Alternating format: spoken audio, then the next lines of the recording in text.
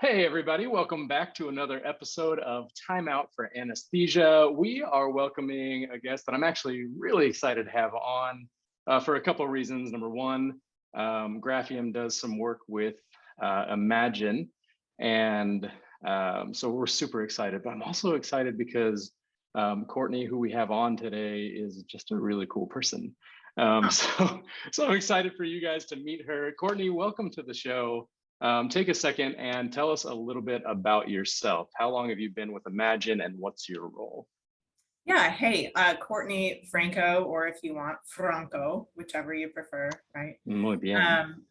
No, I've been with Imagine for 9.5 years, so I can't believe it's coming up on a decade. VP of sales, so I oversee our outside sales team. So we are targeting, the 4 hospital-based specialties that the platform performs really well with, as well as third-party billing company clients. Fantastic. So almost a decade. I don't look that old, right? Well, I was going to say, did you start when you were like 15? How did you? That's illegal. No, you do. Only in some countries. Yeah, I was. And Canadian. thank you for gracing our show with your presence. So before that, take us back a little bit. So 9.5 years, what were you doing before Imagine? Oh my goodness. Well, some various experiences in my life kind of brought me right to this moment. So I had my insurance licenses. So I was selling health and life. And then I also worked for a TPA, a third-party administrator for self-funded health and welfare plans, where, they're the ones doing the adjudication of the claims for private plans. And then I also worked for a pathologist and worked in the billings and collections department in a former life. So all of those experiences kind of came together to put me here at Imagine. And it was a great fit. I mean, I was, one of the producers for many, many years, and then kind of moved more into a role where I was being mentored by our VP of sales to take over the team, and did that about 3 years ago. Awesome. Yeah. Well, that's an awesome career. So lots of sales. And it seems, from what I can tell anyway, it seems like you are just the perfect fit. So congratulations on a good career. Tell us. I've got time. Don't like that sounded like a retirement party. And I wish you a long and illustrious continued career with Imagine. And speaking of, tell us a little bit more about Imagine. Imagine works in healthcare billing and revenue cycle management. Tell us a little bit more about what Imagine does. Yeah, so I think an important distinction for Imagine in the marketplace is the fact that we do not provide any billing services, right? So we are solely a software provider. We support the hospital-based specialties, so anesthesia, radiology, pathology, and emergency medicine. Imagine performs really well in high volume, complex situations. So not necessarily the right platform for maybe a primary care physician, but definitely for, anesthesia, which I think is the most complex of all.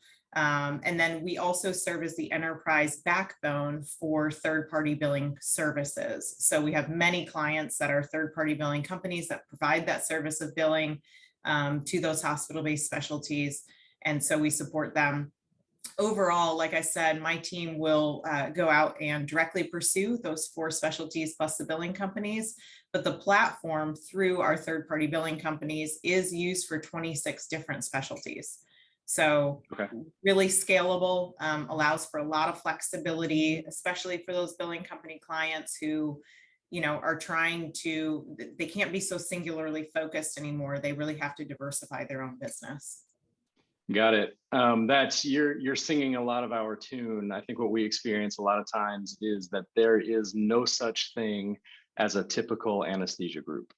And when we dive into the way any given group runs their business, they all seem to be very good solutions that are all working for them, but they're all very, very different. And inside of those variations, though, you have them governed by the same rules and regulations and CMS and MACRA and whatever other alphabet soup is out there. And so I would imagine that you guys have a lot of insight into the regulations that start to enter into the equation when we think about revenue cycle management inside of the healthcare world. And specifically, I wanted to bring up this topic today, and we've talked about it before, and that is kind of the importance of accuracy and clarity and efficiency, and especially, of course, precious to our hearts is reporting when we talk about revenue cycle, and kind of from Imagine in your own personal perspectives, how important are those things? Yeah, I mean, there are two areas in which we give clients a lot of options in Imagine. One is payment posting, right? Because everybody wants to get paid. It's kind of what makes the world go around. So we give them every different opportunity to try to post payments to the system. But then secondly, is also reporting, right? So in the box with Imagine come 4 different reporting packages, and that's just included in the product suite. And then we also have 2 product offerings for reporting that sit outside of the product suite. One is a true business analytics tool that they can build their own reports and really get into that data mining that, you know, a data analyst would be interested in. Or secondly, our dashboarding product, which is really an executive style dashboard that allows for super specific drill throughs and able to get into some of that data behind the scenes.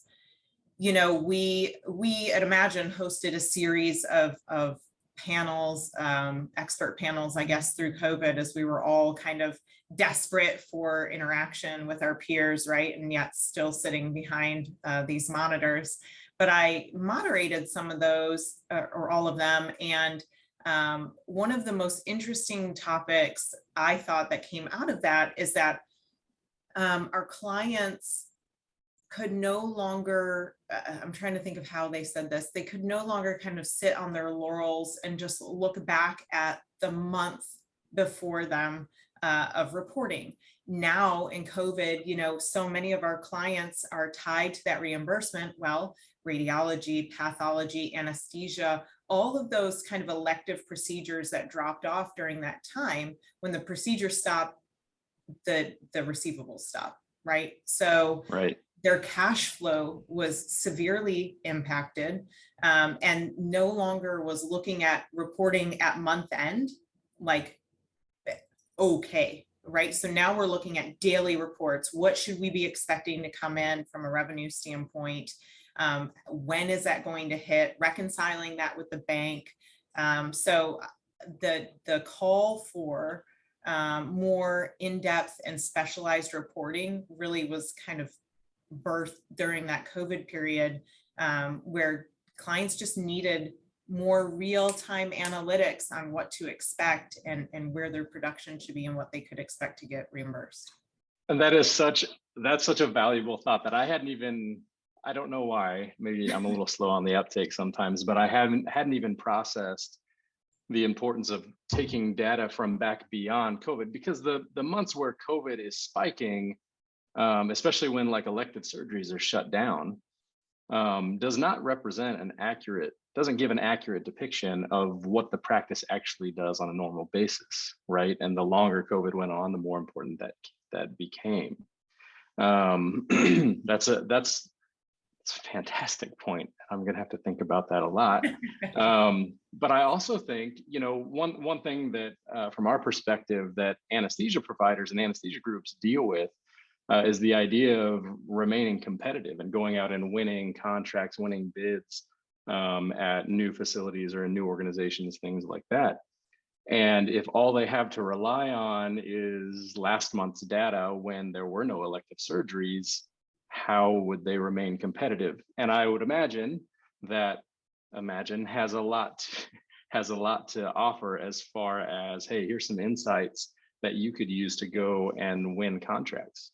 So absolutely. Not only that, but also, yes, contracts are important. And yes, having the data in order to undergo meaningful payer negotiations are important, but also some of the reporting that we have that revolves around how things should be staffed, right? Based on Right. how busy the ORs are or the surgery centers that they're working in. So a lot of that reporting, especially, in conjunction with y'all, and our two platforms, just really gives the practice a holistic view and gives them the data in order to make decisions, right? So Right. the challenge with reporting, being in the software space, everyone says, shoots their hand up and they're like, wait, when do we get trained on reporting? When do we get trained on reporting? And the real question is, and I've heard our implementation team say it time and time again, is what questions are you trying to answer? Because Right. training reporting is only as good as identifying the questions that you're trying to answer. Right. Right. So, and then which one of the many reporting platforms that we have is going to best illustrate that answer for you? And then what do you want to do with that data? Right. Like what, it's kind of like taking a COVID test. If you're not feeling well, maybe you're like a shut-in to begin with, right? Or you're one of my sales guys and you're remote and you're like just hanging out at home anyways, and you start not feeling well. And you're like, gosh, wonder if I have COVID. Well, what are you going to do with that information? Right. So Right. the answer is, yeah, you should probably find out, but then how you act on it is also just as important. Yeah. Fantastic. And I think to borrow an adage from our chief medical officer, Dr. Zavaleta, who will be around shortly, probably in an episode with you in the future. But one of the things he talks about when he talks about data is when you look through the room, if you polled a room of doctors and asked who in here is above average, all of them would raise their hands. Yeah, I definitely am above average. Well, that can't be true, right? And unfortunately, when we bring data into the conversation, like you're talking about, somebody's going to find out that they're below average, and that could cause friction unless we've already developed a really good mindset, like you're talking about. No, there's something we're going to do with this data, right?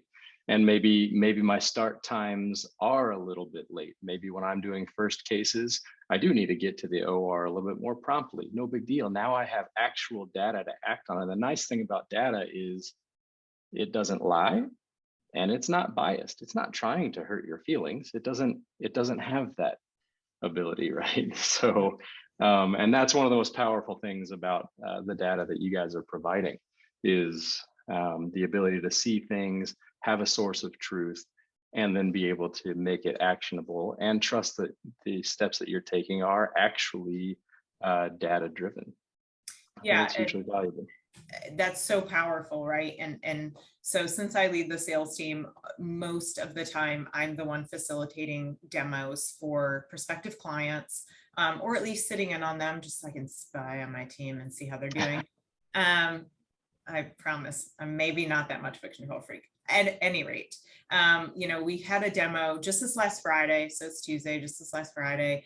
And I was shocked. Number one, anesthesia is a very paper-driven specialty, right? And I know that y'all are trying to change that, and we're like all for the change, and we're there trying to help kind of push the product out and get folks kind of up to speed, just up to speed with all the other hospital-based specialties.